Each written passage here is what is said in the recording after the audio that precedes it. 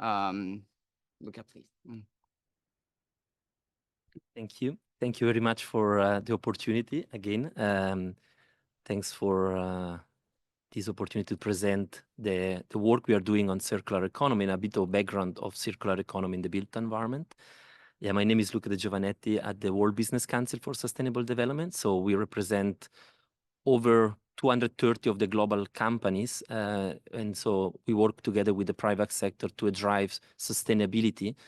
And one of the area is indeed the built environment. So I'm happy to be here in person since I'm based in Geneva. So it was a nice opportunity to come here and present you in person. So let's see if okay. So just quickly, like a brief overview on circularity in the built environment, the importance of measuring data, and some of the experience of globally around the world, some of the examples. So just kind of starting from the circular economy, why is important or what is the problem? I think the linear business is definitely not sustainable since it's currently 45 to 60% of global carbon emissions are related to the use of product and materials. And indeed as well, only 7.2% of the extracted material are circular. So the circular model is not currently used. And this brings a lot of opportunity to drive a more circular approach because it can reduce 40% of greenhouse gas emissions, strongly reduce the primary material consumption and extraction, and can create a significant number of jobs. So improving, changing to a more circular approach is really help to optimize resource use. And this brings environmental, economical, and social benefits. So as well, I think from an economical point of view, like this report from Accenture provided an overview on how 4.3 trillion US dollar are opportunity for in the built environment, in the broader circular economy approach by really changing from a linear to a circular approach. So this is really to show that circularity is a underused approach for the moment on how we can drive change and sustainability in general. But then when we move to the built environment, I think this is where the big opportunity are, because as we saw, and I think it's important to mention this 40% of energy-related carbon emission are related to the built environment. 40% of global raw material are consumed from the built environment, the extractive material, the waste, 1/3 of solid waste comes from the built environment. So this, and 13% of water use as well. So this shows how the sector can provide as a huge potential and opportunity to for a more circular economy approach, and really to reduce the resource consumption, the carbon emission, the nature, the solid waste, and really providing a more equitable and well-being for worldwide. So these are a report we provided a couple of years ago on the business case for circular buildings, and really providing a definition of what a circular building is, which is optimize the use of resource while minimizing waste through the whole life cycle. The building design, operation, and deconstruction maximize value over time. So these are very all the measures that can be done by the durable product, space efficiency, longevity of product, disassembly, making sure that products are reused, and the accounting on all life carbon and costing are important to enable these decisions. So the business case we provided there, it was to demonstrate what are the value from economic, social, and environmental. I guess obviously the environmental is probably the one most obvious because of kind of the huge potential of carbon reduction and material use, and therefore nature benefit and driving to a more nature positive built environment and globally. The economic value as well, it's quite significant because of the cost reduction of resources if we make sure that we account all externality as well. So the cost reduction, the business opportunity, and retention of value, it's clear aspect. And social value as well are being identified, maybe more difficult to demonstrate, but really kind of examples of local jobs, and stakeholder engagement and satisfaction and more cultural identity are examples where more circular buildings and circular approach are of benefit. Then the importance of measurement and the data. So this is definitely something that we need to make sure that we can measure and quantify circularity.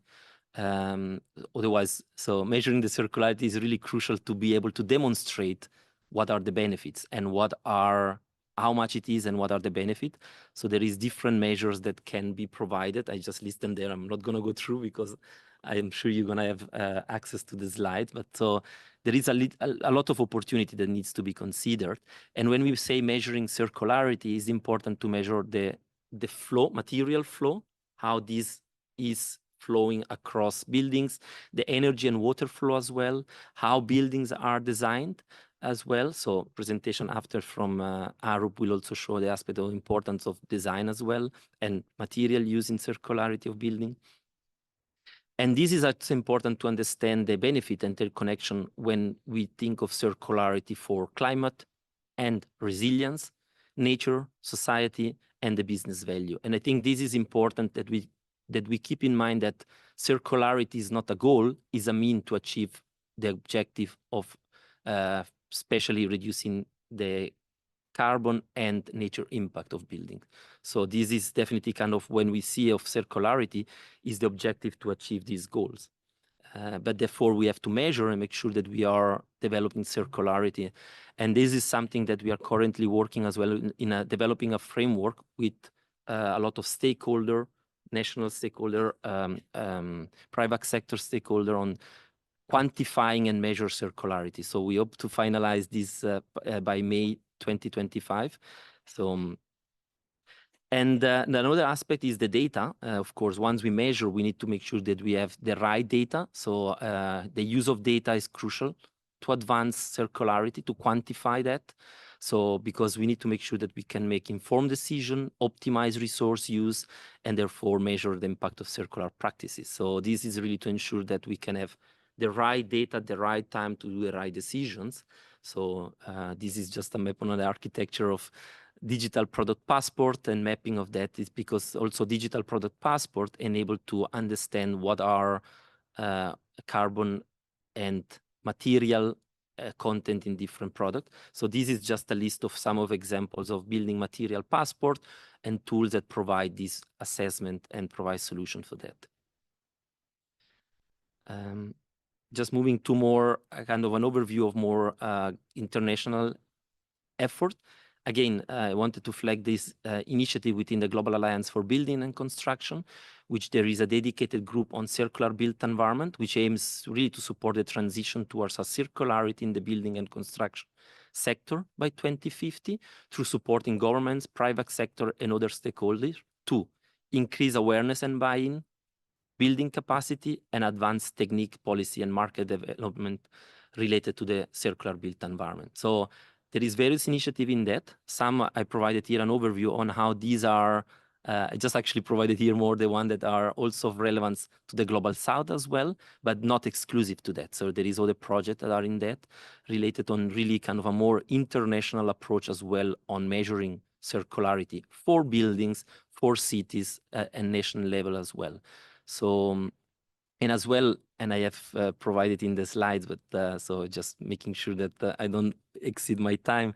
So I think there is also a lot of policies around the globe that are emerging or established on integrating circularity principle and policy in the national and regional strategies. So here a list of some of the examples that I have provided in the slides after on from European Union examples, as well as other countries, which you can find then in the slide once shared. So I think this is really to show that globally there is a lot of effort and focus, and I actually interesting from the presentation before, there was example mention of the role of circularity in many countries. And so these are kind of just an overview of existing initiative and effort. So maybe just to conclude, I really want to strengthen the role and importance to consider circularity practice in a way to achieve more sustainable built environment to drive decarbonization, to achieve the nature objective for a more equitable environment. And really, circularity is a key strategy to achieve these goals. So thanks. Thank you so much,